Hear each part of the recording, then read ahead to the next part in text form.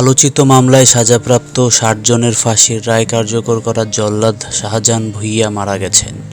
সোমবার ভোরে রাজধানীর শহীদ সোহরাওয়ার্দী মেডিকেল কলেজ হাসপাতালে চিকিৎসাধীন অবস্থায় মৃত্যুবরণ করেন তিনি।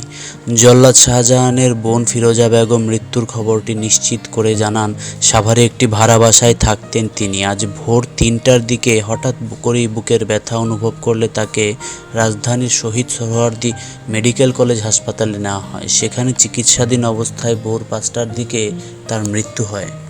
তিনি আরও বলেন, খবর পেয়ে মরদেহ গ্রহণ করতে দুপুরে হাসপাতালে পৌঁছেছি। হাসপাতাল থেকে মরদেহ নিয়ে গ্রামের বাড়ি পলাশের ইছাখালীতে নিয়ে আসা হবে। পরে সেখানে তার জানাজা শেষে দাফন সম্পন্ন হবে। ঢাকা মহানগর পুলিশের শেরেবাংলা নগর থানার ওসি মোহাম্মদ আহাদ আলী গণমাধ্যমকে জানান, জল্লাদ শাহজাহানকে অসুস্থ অবস্থায় সোহরাওয়ার্দী মেডিকেল কলেজ হাসপাতালে নিয়ে এলে চিকিৎসকরা মৃত্যু ঘোষণা করেন। উল্লেখ্য, শাহজাহান ভূঁইয়ার জন্ম নরসিংদীর পলাশ উপজেলার ইছাখালী গ্রামে। উচ্চ মাধ্যমিক পরীক্ষা শেষ করে স্থানীয় রাজনীতিতে জড়িয়ে পড়েন। হত্যা ও অস্ত্র মামলায় তার ৪২ বছরের সাজা হয়েছিল। ফাঁসি কার্যকর ও অন্যান্য কারণে তার সাজার মেয়াদ কমিয়ে ৩২ বছর করা হয়েছিল।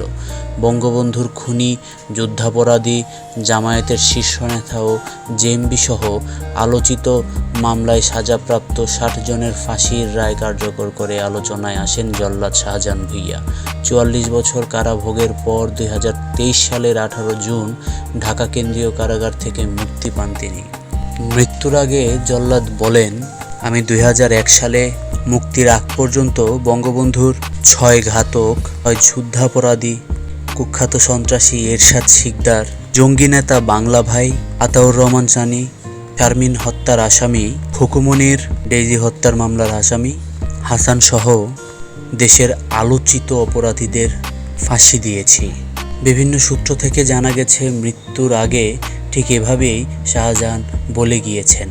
আপনাদের কি মনে হয়, তিনি কি মৃত্যুর আগে এসব মনে করছিলেন? আপনাদের মতামত অবশ্যই কমেন্টে জানাতে ভুলবেন না। আর ভিডিওটি ভালো লাগলে লাইক করবেন, কমেন্ট করবেন, শেয়ার করবেন। আর আমাদের ভিডিও সবসময় সবার আগে পেতে চ্যানেলটিকে সাবস্ক্রাইব করবেন।